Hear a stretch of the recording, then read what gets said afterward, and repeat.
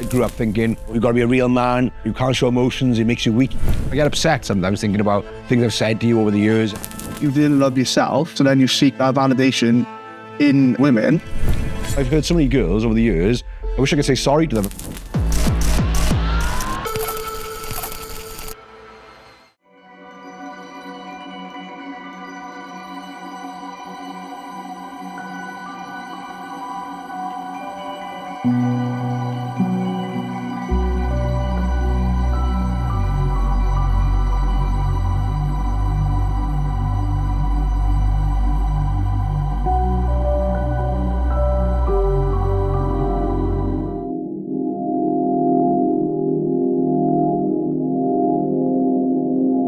Now understanding how much your accident obviously affected you and all that.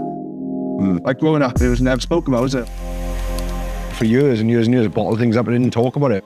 Get up in the morning, I hate getting out of bed. I wish I wasn't here anymore. And yeah, it was tough. When you were growing up, me and your mother separated when you were like, I don't know, was it 5 or something? That's one thing I was quite nervous about, obviously coming from a broken home as such.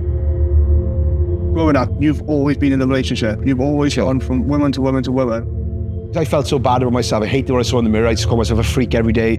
I end up jumping ship. My head gets turned.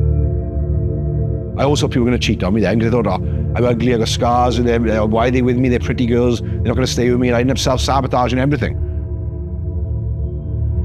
Looking back, it's awful. I should have worked on myself first before I jumped in a relationship.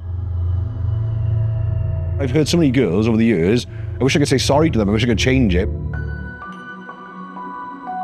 You didn't love yourself, so then you seek that validation in other people, mainly women. Obviously, you weren't going to stay with X, Y, and Z partner for that long. You're quite intelligent, really, fair play. You've got a good head on his shoulders. Yeah, I've learned a lot from you today. When I go into a relationship, I'm the best boyfriend that girlfriend's ever had, and I spoil him, I buy him flowers all the time, I buy him gifts, I buy him perfume, I went up so much debt trying to impress people. I felt so bad about myself. I thought the only way to get somebody's love, I suppose, is like blowing their minds. I didn't do it to control people, I did it because it made me feel good seeing other people happy. I suppose you could say it was control. Was it control? Back to what we were on about growing up in the household, innit? You've got to be the best at rugby, you've got to seek kudos from your brothers and like your parents. I was so driven and so much testosterone in my house growing up, and I suppose the fear of failure for me growing up was so bad. When I couldn't play rugby anymore, I thought my dad didn't love me or wasn't proud of me anymore. So I thought the only way to make my dad proud was playing rugby. I get upset sometimes thinking about things I've said to you over the years. And then the one time we played a game against Pencoed. Well, I think I was like 14. I didn't have a very good game, coming off the pitch. With my dad. Oh, he got in the car and left. You know, after the game, sometimes one person you want to be consoled by is your father. I'm not even there, like, that's awful. Andrew, you've been on a journey dealing with your own mental health, and last year you told Morgan, your son, that you loved him for the very first time. How was that? Like, I was getting out the car, and I got out the car and you said, and I was like, maybe stop my tracks, like, God. And I've never heard that. I always knew it. Yeah. Did you a hug?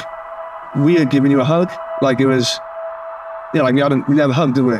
No, never hugged. No. Like, doing that with you, like you telling me you love me and me giving you a hug for the first time in 22 years, how crazy does that sound? But then, like, I also do it back, like your dad, since you started opening up and, like, obviously telling me you love me, telling them you love me, being more open with the feelings, the whole family's done it. I think, man, talking about her feelings, being more open with people, it's kind of valued a bit more nowadays. Like, it's not really frowned upon anymore. So what I wanted for 20 years, I just wanted somebody to listen to me. Unless you tackle the root cause of the problems, a lot of the time that was me. I've only tackled that the last couple of years, but unless you tackle the root cause of the problem, you're always going to keep on making the same mistakes all the time.